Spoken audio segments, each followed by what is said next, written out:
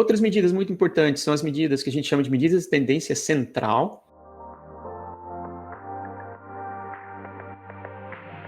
O que nós estamos buscando aqui? Nós estamos buscando valores típicos. Então, a tendência central ela representa para nós um valor típico. E eu posso calcular o valor típico de diferentes maneiras. O mais comum que a gente usa é a média. A média é a soma de valores dividido pelo número de valores. Nós temos a mediana, que é o valor central, que eu obtenho ordenando todos os valores possíveis e pegando o valor do meio. Se eu tenho um número par de valores possíveis, eu pego a média dos dois valores do meio. Então, somo os dois valores do meio e divido por 2. Assim, eu obtenho a mediana quando eu tenho um número par de valores dentro da variável ou de observações dentro da minha base. O modo é o valor mais frequente, é usado para variáveis discretas, variáveis categóricas, não é usado para variáveis contínuas, e o ponto médio é o maior valor mais o menor valor dividido por 2. Nós temos a média aparada, ou trimmed mean. Na média aparada, ela é a média excluindo alguns valores das extremidades. Então, vamos supor, por exemplo, vamos pegar essa distribuição aqui, ó, do índice de espalhamento inicial, o EASY. A gente está vendo que a gente tem alguns valores extremos aqui. Se a gente tirar a média, o que é a média? É a soma de todos os valores dividido pelo número de valores. Essa média ela vai ser distorcida para a direita. Por quê? Porque esses valores extremos vão puxar a média para um valor que está mais distante do que seria o centro dessa distribuição se eu não tivesse essas anomalias aqui. E quando a gente usa a média aparada, o que a gente faz? A gente escolhe, por exemplo, uma certa quantidade ou um certo percentual dos valores extremos e remove do cálculo da média. Então, vamos supor que eu tire 1% das extremidades. Eu tiro 1% dos maiores valores e 1% dos menores valores. Se não sobrou nenhum valor aqui, é bem possível que eu elimine esse aqui e a minha distribuição se concentre toda aqui, mas em torno de onde eu tenho uma maior frequência de valores. Isso vai fazer com que a média da minha distribuição mova significativamente para o centro da distribuição. Tá? Então, essa média aparada ela é muito importante, porque ela ajuda a gente a eliminar a influência dos outliers no cálculo da média. Aí nós temos a média de uma distribuição de frequência, e temos a média ponderada, que é quando eu decido, por qualquer razão que seja, dar um peso diferente para cada um dos valores da minha distribuição. Então, o que a gente está procurando aqui com a tendência central é o valor típico. Bom, não vou entrar muito em detalhes, isso é um exemplo bastante didático aqui, a distribuição numérica simples, média, mediana, modo, o cálculo do ponto médio, aqui a média parada, ou trimmed mean, como eu falei. Aqui eu estou removendo um objeto de cada extremo. Essa base de dados, dessa variável, né, eu fiz ela propositalmente, coloquei um valor inicial muito pequeno, um valor final muito grande. Eles, obviamente, distorcem a média, tá? Jogaram a média aqui em 21,45, a mediana deu 15. Se eu removo um objeto de cada extremo e recalculo, a média, a parada deu aproximadamente 15, que é o valor da mediana. Tá? Então, notem que essa média parada aqui, ela eliminou a influência desses extremos no cálculo da média e trouxe a média mais próxima do centro daquela distribuição. Tá? Ainda ficou 15, ó. Você vê que ainda está mais para cá. E antes ela estava em 21, né? Estava aqui a média. Bom, uma comparação entre elas, tá? Sensibilidade às anomalias, aos valores discrepantes. A gente acabou de ver, né? A média é muito sensível aos valores discrepantes porque ela considera todos os valores no seu cálculo, inclusive valores muito altos e valores muito baixos. E ela sempre existe. A mediana, o que a gente faz para calcular a mediana, a gente ordena os valores, pega o valor do meio, tá? Então, ela não considera todos os valores no cálculo. Ela é menos sensível aos valores discrepantes, porque ela ordena, independentemente se você tem extremos ali, anômalos, ela não vai pegar esses extremos. Modo é o valor mais frequente, ponto médio, só usa os valores extremos e, portanto, ela é muito sensível também aos valores extremos. A média ponderada usa todos os valores. A única diferença da média ponderada para a média é que ela dá um peso diferente para cada valor da variável. E a média parada também. Você vai definir quantos valores extremos, qual a quantidade de valores extremos você quer eliminar do cálculo da média. Bom, para ilustrar isso aqui um pouquinho melhor, né, eu estou mostrando aqui para vocês a média em vermelho, o ponto médio em azul e a mediana em verde. Uma distribuição aproximadamente normal, a gente vê que a mediana está aproximadamente no centro dessa distribuição. A média foi um pouquinho puxada para a esquerda por causa desses valores discrepantes aqui, dessas anomalias, né, dessa cauda. E o ponto médio, que é fortemente influenciado tá? Porque ele foca nos extremos, tá? Ficou mais à esquerda ainda do que a média. Vamos dar uma olhada agora em algumas distribuições, por exemplo, FFMC, que a gente já viu, né? Aqui a gente está falando da base de dados de incêndios florestais, lá do Parque Montezinho, em Portugal. A média deu 90, mediana 91, ponto médio 57. Notem como a média e a mediana são bem maiores do que o ponto médio, tá? Média ponderada e média aparada. Aqui a gente já viu, estou só colocando os valores.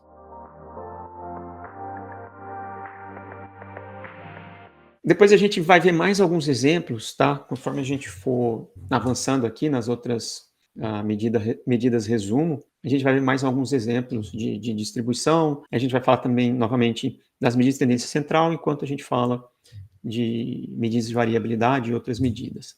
Então, o objetivo aqui é ter um índice numérico sobre a dispersão dos dados, ou seja, até que ponto os valores estão afastados da média. E as medidas mais comuns são intervalo, intervalo interquartil, intervalo semi-interquartil, variância, desvio padrão, coeficiente de variação. Então, aqui nós temos o intervalo, o range, que é o maior valor menos o menor valor. O range interquartil é o terceiro quartil menos o primeiro quartil. A gente vai entrar um pouquinho mais de detalhes sobre isso em breve. O intervalo semi-interquartil é o range interquartil dividido por 2. A variância, ela mede, em essência, o quanto cada um dos valores se difere da média. Tá? Então, nós estamos pegando todos os valores da todos os valores da variável, subtraindo da média da variável. Esse resultado a gente eleva ao quadrado e depois a gente divide pelo número de valores. O desvio padrão é a raiz da variância e nós temos o coeficiente de variação, que é o desvio padrão sobre a média, e ele é sempre apresentado percentualmente. Tá? Então, o resultado dessa conta vezes 100%. Essas são as medidas de variabilidade. Aqui um exemplo, aqui a gente tem um range de 99, o intervalo interquartil, e aqui eu faço uma ressalva, tá? A forma com que os softwares calculam os quartis pode variar, tá? Então, tem software que inclui, por exemplo, aqui a gente vê que a gente tem 10, 11, a gente tem 11 valores nessa variável. Tem software que inclui esse valor aqui para calcular o primeiro quartil. Tem software que não inclui, tá? Então, pode ser que você use diferentes softwares e obtenha resultados um pouco distintos aqui para esses cálculos. Mas então, o primeiro quartil, você pega os valores da variável, ordena, os 25% primeiros valores correspondem ao primeiro quartil. O segundo quartil são 50% primeiros valores, que é a mediana. O terceiro quartil, 75% dos valores. Então, esses são os 3 quartis que a gente usa, tá? E esses elementos, eles são importantes porque eles permitem a gente construir um gráfico chamado gráfico de caixa, ou box plot, que ajuda a gente a entender a distribuição dos dados de uma forma diferente da distribuição de frequências. Então, o range interquartil aqui deu 5, o intervalo semi-interquartil é 5 sobre 2, a variância, desvio padrão, coeficiente de variação. Medidas de variabilidade, agora fazendo uma comparação tabular entre as diferentes medidas que a gente viu, tá? Sensibilidade a valores discrepantes, ou outliers, ou anomalias. Tá? O range é sensível sim, porque ele olha todos os valores. O range interquartil não é, porque ele olha a diferença entre o terceiro e o primeiro quartil, então ele despreza as anomalias. O range semi-interquartil também não é. A variância é, porque considera todos os valores, desvio padrão e o coeficiente de variação também.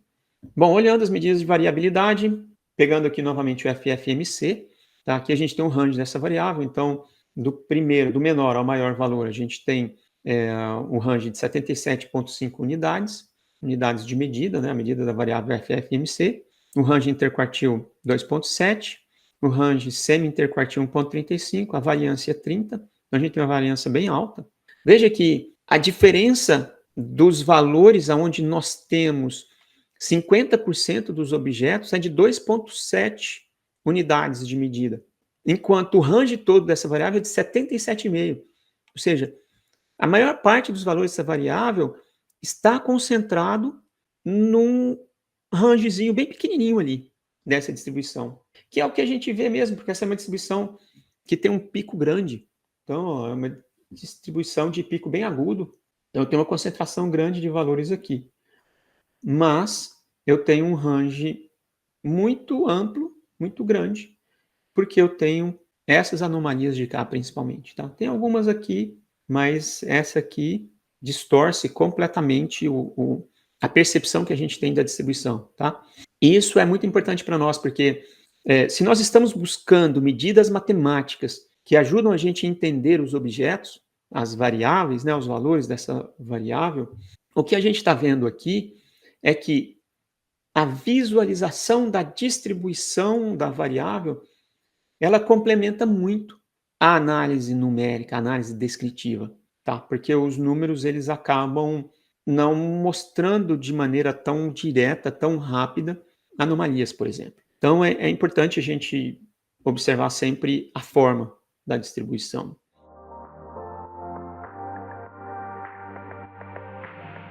Falando aqui agora das medidas de posição relativa, né? Eu já comentei aqui sobre os quartis. Além deles, nós temos também o score Z, também chamado de score padronizado. É bem simples a expressão matemática dele. O score padronizado, ou score Z, é simplesmente o valor da variável menos a média dos valores daquela variável dividido pelo desvio padrão. Na prática, o que o score Z mostra para a gente? Ele mostra a quantas unidades de desvio padrão esse valor X está da média. Vou repetir. O score Z está mostrando para a gente a quantas unidades de desvio padrão esse valor X está da média. Vamos entender isso um pouco melhor. Então, aqui a gente tem a distribuição da variável temperatura, que a gente já viu. A gente tem uma média de 18,89, plotada aqui em vermelho. A mediana de 19,30. Então, aqui a gente tem a mediana em verde, um pouquinho acima da média. Aí eu calculei alguns valores de score Z para essa variável temperatura, só para ilustrar, tá? Então, por exemplo, a temperatura é igual a 5, a gente está aqui, ó, na pontinha da cauda. Esse valor do score Z significa que a temperatura igual a 5 está a menos 2,39 desvios padrões da média, que é esse valor em vermelho, 18,89. No caso de 10, eu vejo que o score Z continua sendo negativo, porque ele está abaixo da média, mas ele é menor do que o score Z do valor 5. Nesse caso, deu menos 1,53. Valor 15 deu menos 0,67 aqui. Valor 20 está bem próximo, agora já está positivo, 0,19.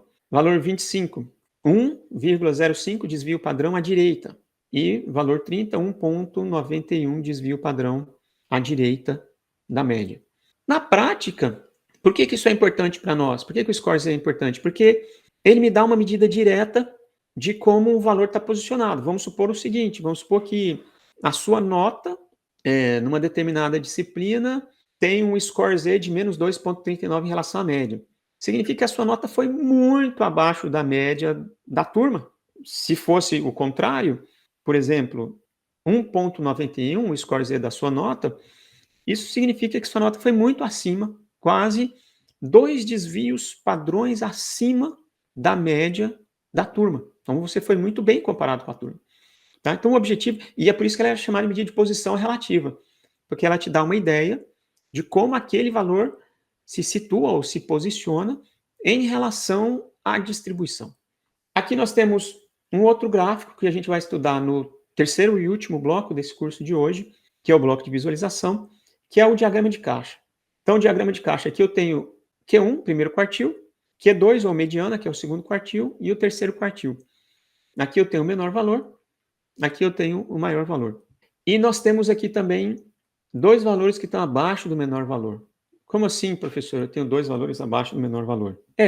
O diagrama de caixa, ele usa uma técnica muito simples de detecção de anomalia, que a gente vai ver na sequência, baseado no range interquartil, que é essa diferença do Q1 para o Q3, para definir o que é uma anomalia.